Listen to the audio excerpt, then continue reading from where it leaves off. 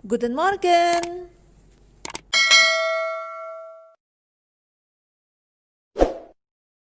Assalamualaikum warahmatullahi wabarakatuh.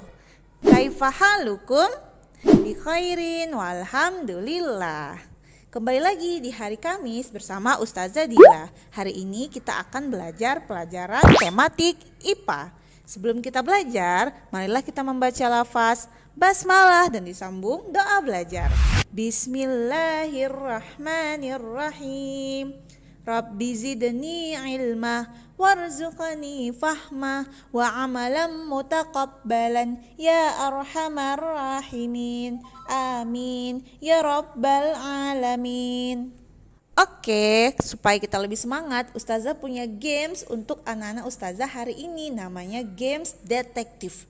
Jadi, anak Ustazah harus menemukan satu huruf di setiap slide video Ustazah. Kemudian, huruf-huruf itu anak Ustazah tuliskan dan nanti digabungkan sesuai urutannya menjadi kata. Kata itu nanti akan menjadi soal di akhir video Ustazah. Contohnya di slide ini hurufnya ada huruf S. Ya, kemudian lihat lagi nanti ya di slide yang lain huruf apa-apa aja. Kemudian digabungkan, itulah akan menjawab pertanyaan nomor 3 di kuis Ustazah hari ini. Fungsi games ini supaya anak-anak Ustazah betul-betul memperhatikan setiap slide di video yang Ustazah tampilkan. Oke, hari ini kita akan belajar tentang keseimbangan ekosistem. Pelajaran hari ini bisa anak-anak Ustazah lihat di buku tema 5, subtema 2, dan subtema 3. Setelah mempelajari materi hari ini, anak-anak Ustazah diharapkan mampu yang pertama, mengidentifikasi atau mengenal rantai makanan dan jaring-jaring makanan dalam ekosistem. Yang kedua, memahami jenis-jenis simbiosis. Yang ketiga, menjelaskan pengaruh kegiatan manusia terhadap keseimbangan ekosistem. Selain itu, setelah mempelajari materi hari ini, anak-anak Ustazah juga diharapkan memiliki karakter-karakter sebagai berikut.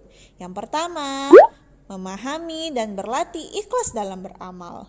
Yang kedua, belajar amar ma'ruf nahi mungkar, menegakkan perintah Allah dan menjauhi larangannya. Yang ketiga, membiasakan sikap hidup ramah lingkungan atau go green. Yang keempat, membiasakan diri belajar dengan baik dan memanfaatkan waktu dengan maksimal. Dan yang kelima, belajar mengaitkan Al-Quran dengan kehidupan sehari-hari. Pelajaran kita hari ini akan berkaitan dengan ayat yang akan Ustazah sampaikan, yaitu surah Ar-Rum ayat 41. Allah Subhanahu wa taala berfirman, telah nampak kerusakan di darat dan di laut disebabkan karena perbuatan tangan manusia, supaya Allah merasakan kepada mereka sebahagian dari akibat perbuatan mereka, agar mereka kembali ke jalan yang benar. Dari ayat ini dapatlah kita ketahui bahwa seiring dengan berjalannya waktu, maka akan tampak banyak sekali kerusakan di bumi, baik di darat maupun di laut. Penyebabnya siapa Ustazah? Penyebabnya adalah manusia itu sendiri. Contoh yang paling sederhana, terjadi banjir. Penyebabnya kenapa Ustazah? Iya, karena kita suka membuang sampah sembarangan, buang sampah ke saluran pembuangan, sehingga terjadilah banjir. Maka dari itu anak-anak Ustazah, sedari kita masih kecil, kita harus membiasakan diri untuk berperilaku go green. Yang paling simpel, jangan membuang sampah sembarangan. Oke, kita akan langsung masuk pelajaran kita hari ini. Karena hari ini materinya agak banyak, anak-anak Ustazah perhatikan dengan baik ya. Yang pertama, Ustazah akan membahas tentang rantai makanan. Apa itu rantai makanan Ustazah? Rantai makanan adalah perjalanan memakan dan dimakan dengan urutan tertentu antar makhluk hidup. Di dalam ekosistem akan terjadi namanya proses makan dan dimakan karena makhluk hidup itu harus bertahan hidup. Di gambar ini Ustazah tampakkan gambar rantai makanan. Kita lihat ya. Perhatikan tanda panahnya. Tanda panah itu berarti dia dimakan, oke? Produsen, contohnya ini misalnya adalah padi. Padi dimakan oleh konsumen satu, yaitu tikus ya. Berarti padi dimakan tikus. Kemudian tikus dimakan konsumen 2, yaitu si ular. Kemudian konsumen 2 dimakan oleh konsumen 3, yaitu si elang ataupun konsumen puncak. Kemudian elang konsumen 3, Kalau dia mati akan menjadi bangkai, kemudian akan diuraikan oleh jamur. Kemudian hasil penguraian jamur akan dipergunakan oleh tumbuhan, ya, di tanah akan dipergunakan tumbuhan dan seterusnya. Jadi tanda panah ini menunjukkan dia dimakan. Itulah terjadi proses namanya rantai makanan. Ustazah, apa itu konsumen 1, konsumen 2, konsumen 3? Oke, ayo kita bahas ya. Minggu lalu Ustazah sudah membahas tentang komponen biotik. Komponen biotik kan ada 3, produsen, konsumen, sama pengurai. Oke, jadi di dalam ekosistem konsumen itu ada 3 jenis ya. Yang pertama namanya konsumen tingkat 1. Konsumen tingkat 1 adalah konsumen yang memakan produsen. Produsen itu kan tumbuhan Ustazah, berarti dia adalah makhluk hidup yang memakan tumbuhan ya. Contoh dari konsumen tingkat 1 ini adalah hewan herbivora, hewan pemakan tumbuhan. Contohnya ada kambing, kelinci, belalang, dan lain-lain. Kemudian ada yang kedua namanya konsumen tingkat 2, yaitu konsumen yang memakan konsumen tingkat 1. Iya. Kalau dia memakan konsumen tingkat 1 berarti dia makan daging ya Ustazah. Iya. Konsumen tingkat 2 ini contohnya adalah hewan karnivora, yaitu pemakan daging. Contohnya kucing, ular, singa, dan lain-lain. Dan yang ketiga ada konsumen tingkat 3 ataupun konsumen puncak, yaitu konsumen yang memakan konsumen tingkat 2. Berarti dia juga hewan karnivora. Contohnya itu adalah elang. Konsumen tingkat 4 ada Ustazah? Ada. Semakin panjang rantai makanan itu semakin banyaklah konsumennya. Ya, pokoknya dia yang terakhir menjadi konsumen adalah sebagai konsumen puncak. Ustazah, berarti hewan omnivora mana Ustazah? Ya, hewan omnivora ataupun pemakan daging dan tumbuhan bisa berada di konsumen tingkat 1, bisa berada di konsumen tingkat 2, bisa berada di konsumen tingkat 3.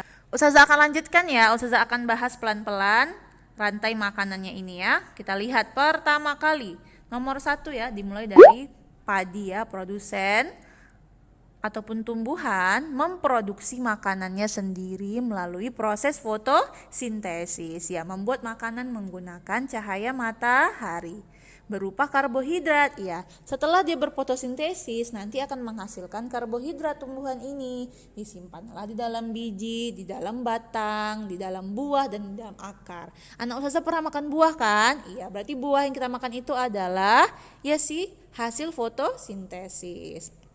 Kemudian lihat tanda panahnya, konsumen 1 yaitu tikus memakan tumbuhan ya.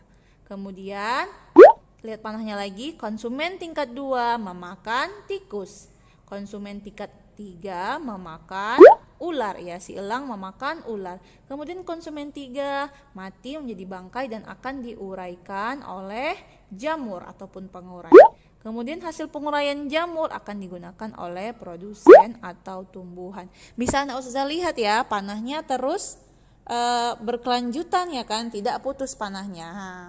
Inilah yang disebut dengan rantai makanan. Oke, tadi Ustazah jelaskan rantai makanan di darat ya. Sekarang Ustazah akan menjelaskan rantai makanan di perairan, contohnya di laut. Iya, kalau di laut yang menjadi produsennya adalah fitoplankton dan ganggang. Ya, ganggang itu hidupnya di laut ya. Di sini Ustazah contohkan si produsennya adalah fitoplankton ya. Fitoplankton akan berfotosintesis menggunakan cahaya matahari. Kemudian fitoplankton akan dimakan oleh zooplankton. Iya, berarti zooplankton adalah konsumen tingkat 1. Kemudian zooplankton akan dimakan oleh ikan-ikan kecil. Ya, ikan-ikan kecil ini berarti konsumen tingkat 2. Kemudian ikan-ikan kecil ini akan dimakan oleh ikan sedang. Sedih ya. Berarti ikan sedang ini adalah konsumen tingkat 3. Kemudian ikan-ikan sedang ini akan dimakan oleh ikan yang besar, yaitu konsumen tingkat 4 atau konsumen puncak, konsumen terakhir. Dan nanti ikan besar ini kalau dia mati, dia akan menjadi bangkai dan akan diuraikan oleh bakteri. Iya, di laut pengurainya adalah bakteri. Kemudian bakteri ini juga nanti hasil penguraiannya akan digunakan kembali oleh fitoplankton.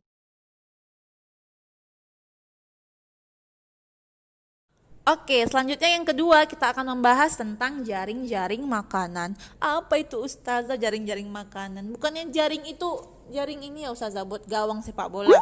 Bukan. Jadi jaring-jaring makanan adalah kumpulan dari beberapa rantai makanan dalam sebuah ekosistem.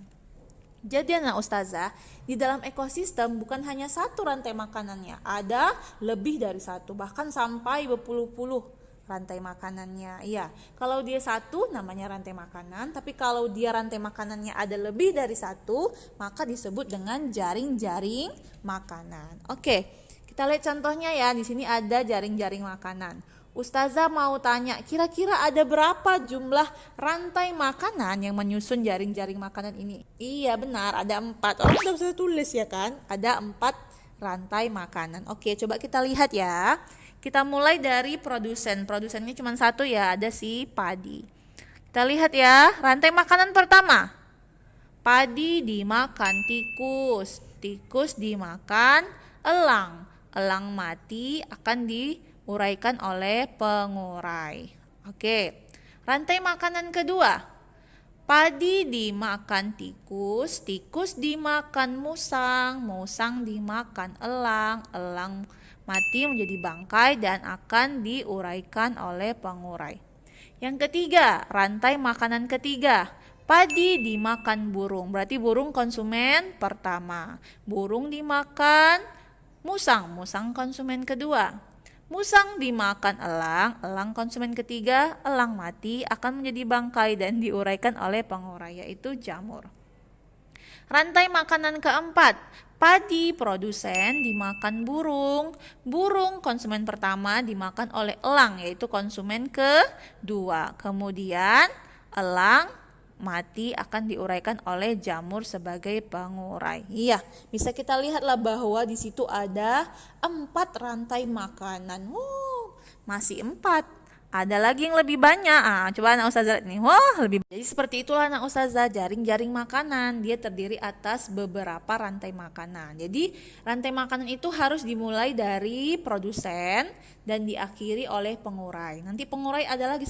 Seharusnya di sini ada tanda panahnya ya anak Ustazah. Dari pengurai ini kembali ke produsen ya. Seharusnya harus ada. Tapi terkadang di dalam soal dia nggak buat anak Ustazah pengurainya. Nah, berarti rantai makanannya nanti diakhiri oleh konsumen puncaknya saja. Oke, anak Ustazah tahu silahkan jawab di komentar ya. Berapa kira-kira jumlah rantai makanan yang menyusun jaring-jaring makanan di sini? Oke, kita masuk ke materi yang ketiga yaitu tentang simbiosis. Apa itu simbiosis Ustazah? Simbiosis adalah hubungan antara dua makhluk hidup berbeda. Jadi sesama komponen biotik itu juga saling berhubungan ya kan, bukan hanya dengan komponen abiotik, sesama komponen biotik, sesama makhluk hidup juga saling berhubungan. Seperti apa sih kira-kira hubungan mereka di ekosistem? Oke, kita lihat ya. Oke, jadi ada 3 jenis simbiosis ataupun hubungan antara makhluk hidup di dalam ekosistem. Yang pertama namanya simbiosis mutualisme. Mutual artinya untung. Jadi simbiosis mutualisme ini adalah hubungan antar makhluk hidup yang saling menguntungkan. Makhluk hidup yang satu untung, makhluk hidup yang lain juga untung. Contohnya burung jalak sama kerbau. Jadi anak Ustazah di kulit kerbau itu ada kutu, kutunya makan darah si kerbau. Nah, jadi kalau ada burung jalak ini akan memakan kutu-kutu di kulit kerbau. Untung nggak burung jalaknya? Untung ya kan, dapat makanan. Kerbaunya untung nggak? Untung juga, sehat si burung jalak, nggak ada lagi kutu-kutu di tubuhnya. Yang kedua contohnya kupu-kupu sama bunga. Kupu-kupu itu biasanya pergi ke bunga untuk memakan serbuk sari pada bunga ya. Serbuk sari itu dimakan sama kupu-kupu, nah untunglah kupu-kupu ya, kenyang. Bunganya juga untung karena serbuk sari yang dibawa oleh kupu-kupu itu akan membantu proses penyerbukan. Kemudian lagi bakteri E. coli sama manusia. Ya, siapa yang ingat bakteri Escherichia coli di mana letaknya di tubuh manusia? Udah kita pelajari semester lalu. Yap, benar sekali, pada usus besar. Bakteri E. coli ini akan membantu proses pembusukan sisa-sisa zat makanan. Untung nggak bakteri E. coli-nya? Untung ya, dapat tempat tinggal, dapat makanan. Manusianya untung nggak? Untung, dibantulah proses pembusukan di dalam usus besarnya. Kemudian ada lagi buaya sama burung plover. Jadi anak ustazah, buaya itu kalau habis dia makan, dia akan menganggakkan mulutnya. Ya, sambil beristirahat dia menganggakkan mulutnya. Nanti adalah burung yang datang ke dalam mulutnya itu. Burung itu nanti akan memakan sisa makanan dari buaya. Untung nggak burungnya? Untunglah burung plover ini dapat makanan. Buayanya untung nggak? Untung, karena si burung plover ini kan akan membersihkan mulut si buaya dari sisa-sisa makanan buaya. Ibaratnya burung plover ini dokter giginya buaya lah ya kan. Makanya mereka sama-sama untung. Yang kedua ada simbiosis parasitisme. Parasit, kalau dengar kata parasit berarti ya merugikan. Jadi simbiosis parasitisme ini adalah hubungan antara makhluk hidup, yang satu untung, yang satu lagi rugi, ya kan? Contohnya adalah benalu sama pohon mangga. Benalu ini anak ustazah, dia adalah makhluk hidup yang menempel hidup dengan tumbuhan lain. Ketika dia menempel, dia akan memasukkan akarnya ke dalam pohon yang tempelinya. Kira-kira ngapain akar itu masuk ke dalam pohon yang tempelinya? Iya, dia akan memakan zat-zat makanan si pohon yang ditempelinya. Jadi udah capek-capek lah pohon ini kan, si pohon mangga berfotosintesis, kemudian menghasilkan karbohidrat. Yang makan siapa? Yang makan si benalu ya. Jadi benalunya untung dapat tempat tinggal, dapat makanan. Pohon mangganya untung, ya enggak lah ya kan, jadi kurus lah pohon mangganya itu, diambil terus zat-zat makanannya. Jadi pohon yang ditempeli oleh tumbuhan benalu ini disebut dengan tumbuhan inang. Ya, bukan inang-inang dipajak ya, tapi namanya tumbuhan inang. Yang kedua contohnya ada kutu sama manusia. Kutu di rambut itu ya dia akan memakan darah pada kulit kepala manusia. Untung nggak kutunya? Untung, dapat makanan. Manusianya ya rugi lah ya kan, udah diambil darahnya, kemudian gatal-gatal lagi kepalanya. Ya ini adalah contoh yang tidak baik. Kemudian ada nyamuk sama manusia. Ya udah tahu lah kita ya, nyamuk itu memakan darah manusia. Nyamuknya untung kenyang. Manusianya yang enggak, gatal-gatal, kemudian bisa menyebabkan penyakit, contohnya penyakit malaria, penyakit demam berdarah. Yang ketiga ada simbiosis komensalisme. Jadi simbiosis komensalisme ini hubungan antara makhluk hidup, yang satu untung, yang satu yang enggak untung, enggak rugi, B aja dia, biasa aja dia ya kan. Contohnya itu adalah tumbuhan anggrek sama tumbuhan yang ditempelinya. Bedanya dengan si benalu, anggrek ini dia hanya menempel saja. Dia nggak mengambil zat-zat makanan si tumbuhan yang ditempelinya. Jadi anggreknya ini ya untung lah ya kan, dapat tempat tinggal. Tumbuhan yang ditempelinya juga nggak untung, nggak rugi ya. Karena si anggrek cuma menempel, nggak sampai memasukkan akarnya ke dalam batang pohon itu. Dan nggak sampai mengambil zat-zat makanannya. Kemudian yang kedua ada ikan remora sama ikan hiu. Jadi biasanya hiu itu kalau makan adalah sisa-sisa makanannya yang keluar-keluar dari mulutnya anak ustazah. Jadi itu akan dimakan oleh ikan remora. Sisa-sisanya aja. Jadi hiunya ya biasa-biasa aja, nggak untung nggak rugi. Remoranya untung. Kemudian selain mengambil sisa-sisa makanan si hiu, ikan remora ini juga berlindunglah di badan si hiu ini dari pemangsa ikan remora, karena kan hiu badannya besar, jadi untunglah ikan remora kan dapat makanan, dapat perlindungan. Ikan hiu B aja, dia biasa aja, nggak untung nggak rugi. Jadi seperti itulah hubungan antara makhluk hidup di dalam Oke, kita akan masuk yang terakhir, the last. Ya panjang ya ustazah. Oh iya, karena ini digabungkan ya, 2 subtema. Apa itu keseimbangan ekosistem? Keseimbangan ekosistem ataupun keseimbangan lingkungan adalah terjadinya keselarasan dan keseimbangan antara komponen biotik dan komponen abiotik. Ya anak ustazah. Jadi anak ustazah, dalam ekosistem itu dia harus seimbang, baik antar komponen biotik maupun antara komponen biotik sama abiotik. Contohnya, coba kita lihat rantai makanan ini ya. Apa yang terjadi jika ular banyak diburu oleh manusia? Jadi jumlah ular itu semakin sedikit karena diburu manusia untuk diambil kulitnya untuk dimakan. Apa yang kira-kira terjadi pada ekosistem yang rantai makanan ini?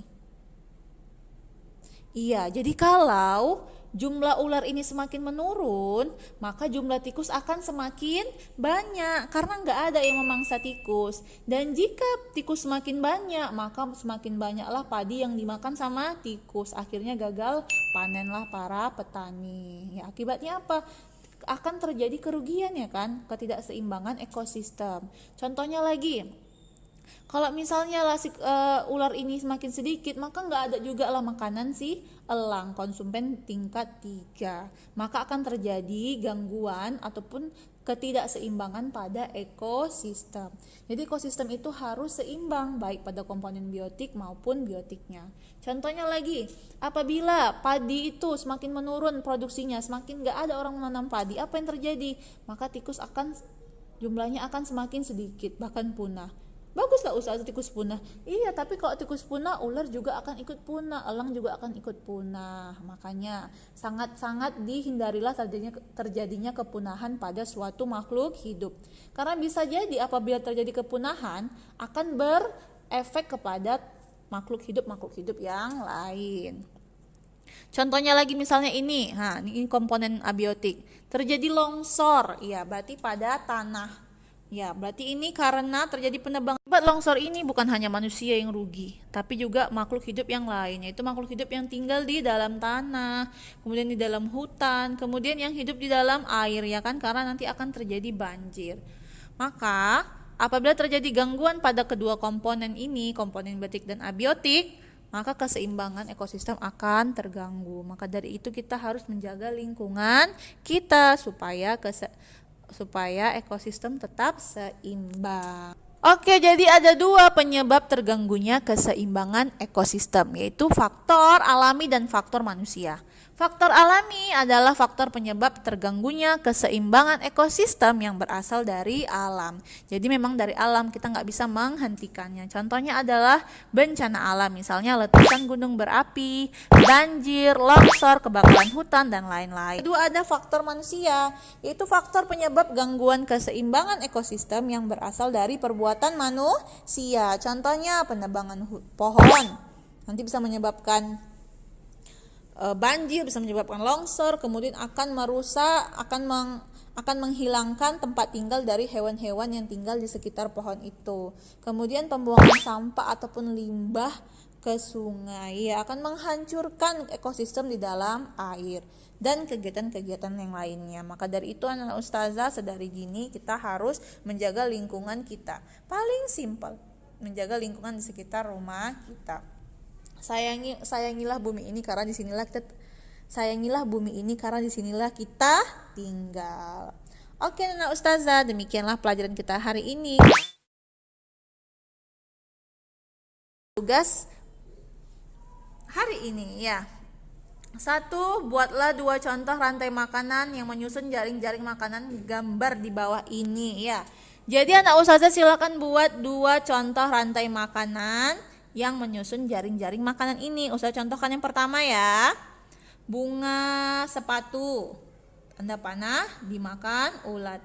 Berarti ulat konsumen 1. Ulat dimakan burung pipit, berarti burung pipit konsumen 2. Burung pipit dimakan oleh elang, yaitu elang konsumen 3. Itu adalah 1 contoh rantai makanannya. Oke, yang kedua, tuliskanlah faktor penyebab terganggunya keseimbangan ekosistem beserta contohnya. Ya, ada 2 ya. Tuliskan, kemudian pengertiannya apa, dan buat contohnya. Yang ketiga, tuliskanlah kata kunci yang kamu temukan dari video ustazah hari ini. Silakan digabungkanlah huruf-huruf di setiap slide ustazah sesuai urutannya menjadi 2 kata. Apakah 2 katanya itu? Silakan dijawab. Oke, anak ustazah, demikianlah pelajaran kita hari ini. Ustazah tutup dengan lafaz hamdalah dan doa kafaratul majelis. Alhamdulillahirabbil alamin. Subhanakallahumma wa bihamdika asyhadu an la ilaha illa anta astaghfiruka wa atubu ilaik. Tetap semangat belajar walau belajar dari rumah, ya. Danke. Assalamualaikum warahmatullahi wabarakatuh.